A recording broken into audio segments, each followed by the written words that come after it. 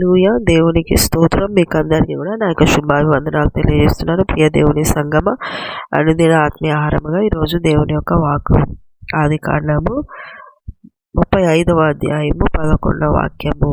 నేను సర్వశక్తి గల దేవుడను, నీవు ఫలించి అభివృద్ధి పొందుము. హల్లెలూయా, దేవునికి స్తోత్రం. ప్రియ దేవుని బిడ్డలారా,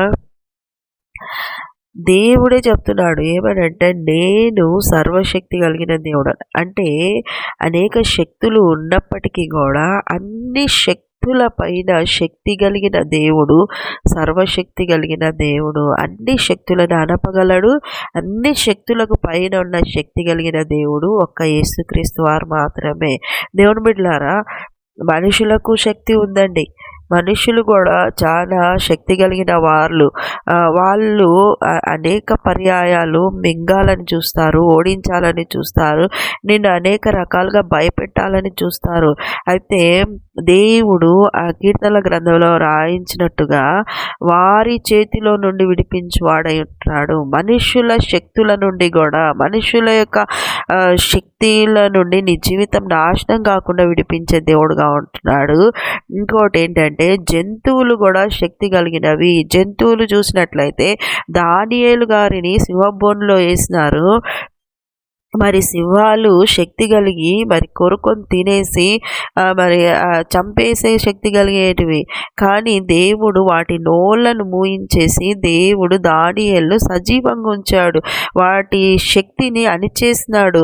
అదేవిధంగా ఇంకా మరి మంత్రాలకు శక్తి ఉందండి. అయితే కూడా వాటిని చూసి భయపడాల్సిన అవసరం లేదు.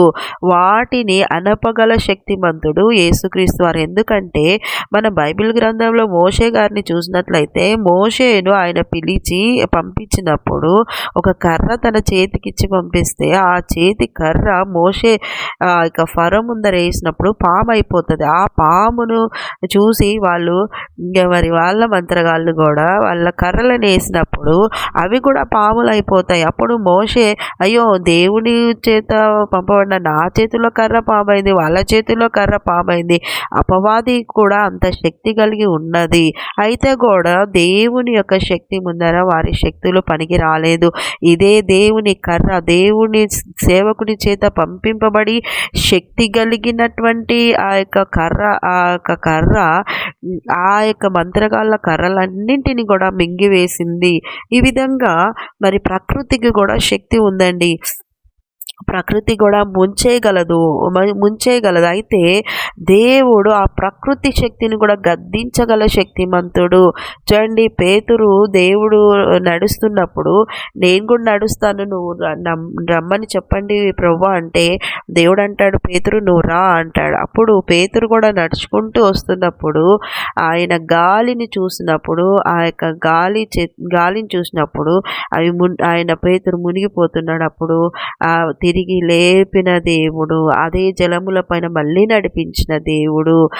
అదేవిధంగా ఒకసారి యేసుక్రీస్తు వారు శిష్యులందరూ కూడా ప్రయాణమైపోతున్నప్పుడు గాలి, వాన, అలల చేత ఆ యొక్క ఓడ కొట్టబడుతున్నప్పుడు యేసుక్రీస్తు వారు ఒక్కసారిగా గాలిని గద్దించినప్పుడే వెంటనే నిమ్మలమాయను, మిక్కిలి నిమ్మలమాయను. చూసినారా, నిమ్మలం వేరు, మిక్కిలి నిమ్మలమాయను అంటే వెరీ సైలెంట్ అయిపోయింది. అంటే ప్రకృతిని కూడా ఆయన శాసించగల గొప్ప శక్తిమంతుడు. ప్రతి దానికి శక్తి ఉన్నప్పటికీ అన్ని శక్తులను అణచివేసి అన్ని శక్తులను తొక్కివేయగల శక్తిమంతుడైన యేసుక్రీస్తు వారు మీకు తోడుగా ఉన్నాడు. ఆయనే చెప్తున్న, నేను అటువంటి శక్తి కలిగిన దేవుడు. కాబట్టి మీరు భయపడొద్దు. మీ యొక్క కాన్సన్ట్రేషన్, మీ దృష్టి అంతా కూడా ఏమై ఉండాలి అంటే, ఫలించాలి, అభివృద్ధి పొందాలి. నీవు ఫలించి అభివృద్ధి పొందు అంటే, నువ్వు ఎంతసేపు ఉన్నా కూడా లోక సంబంధమైన ఫలము, అభివృద్ధి అని అనుకోవద్దు. లోకంలో ఉద్యోగాలు, ఈ యొక్క ఇల్లులు, ఆ యొక్క అకౌంట్ బ్యాలెన్స్లు, ఇవన్నీ వృద్ధి దేవుడు ఇస్తాడు. కానీ వీటిని ఈ కళ్ళతో చూసి ఇదే వృద్ధి, ఇదే సాక్ష్యం అనుకోవద్దు. నువ్వు వాక్యానుసారమైన క్రియలు కలిగి ఫలించాలి. అందులో నువ్వు ఆత్మలో పరిపూర్ణ విశ్వాసాన్ని సంపాదించాలి. అదే వృద్ధి, అదే ఫలము. ఆత్మ ఫలాలతో నీ క్రియలు ఉండాలి, ఆత్మ ఫలముతో నీ క్రియలు ఉండాలి. అటువంటి స్వభావాలు, అటువంటి గుణలక్షణాలు నువ్వు కలిగి బ్రతకాలి అని దేవుడు కోరుకుంటున్నాడు. నీ దృష్టి వాటిపైన ఉంచు. ఏ శక్తులు కూడా నిన్ను జయించలేవు. ఎందుకంటే సర్వశక్తి కలిగిన దేవుడు నీకు ముందుగా ఉన్నాడు. కనుక లోకం వైపు, లోక ఆశీర్వాదాలు దృష్టి పెట్టక ఆత్మ సంబంధంగా నువ్వు వృద్ధి ఉందా, ఫలం ఉందా, నీకు ఫలిస్తున్నావా నువ్వు? దేవుడు పరమగీతంలో అంటారు, నేను నా ఉద్యానవనమునకు ఏతించెదను, నాకు ఇష్టమైన ఫలాలు నేను పూజిస్తాను. ఆయనకు నీ ద్వారా ఇష్టమైన ఫలము దొరకాలి కాబట్టి ఫలించాలి, వృద్ధి పొందాలి. మరి అట్టి విధమైన క్రియలతో నువ్వు ఉండాలి. ఉంటున్నావా? ఆ దాని మీద ఫోకస్ చేయి, కాన్సన్ట్రేషన్ చేయి.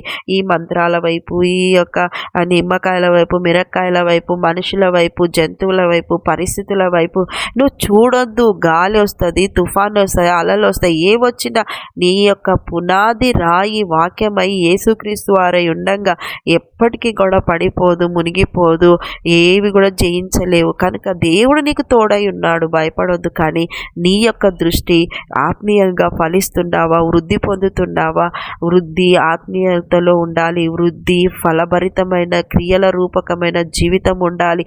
దేవునికి మంచి సాక్షులుగా ఉండాలి. మిమ్మల్ని చూస్తే దేవుని పిల్లలు, దేవుడు ఎంత మంచి జీవితం, విజయవంతమైన జీవితం ఇచ్చినాడు, వీరిలో ఎటువంటి లోక సంబంధమైనది లేదు అనేటువంటి సాక్ష్యం నువ్వు పొందుకోవాలి. కాబట్టి ప్రియ దేవుని బిడ్డలారా, ఆ విధమైన సాక్ష్యం కొరకు మీరు దృష్టించి ముందుకు సాగండి. నీ దేవుడు సర్వశక్తి గల దేవుడు, నీకు తోడై ఉన్నాడు, భయపడకు.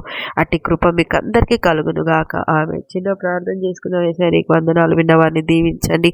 నీ కొరకే వృద్ధి ఫలించే భాగ్యం దయచేయండి అయ్యా. నీ సన్నిధిలో వీరిని జ్ఞాపకం చేసుకొని నీ కాపుదల్లో వీరిని ఉంచుకోండి. భయము దరిరాక నీ సన్నిధిలో వర్ధిల్ల చేయమని యేసు పరిశుద్ధ నామములో అడుగుతున్నాం మా తండ్రి. ఆమేన్, ఆమేన్, ఆమేన్. యేసు రక్తమే జయం, సిలువ రక్తమే జయం. ప్రవేశ నామమునకు సంపూర్ణ విజయం కలుగునుగాక. Amen, amen, amen. Good morning. Praise Lord. దేవుడు మళ్ళీ దీవించునుగాక. ఆమేన్.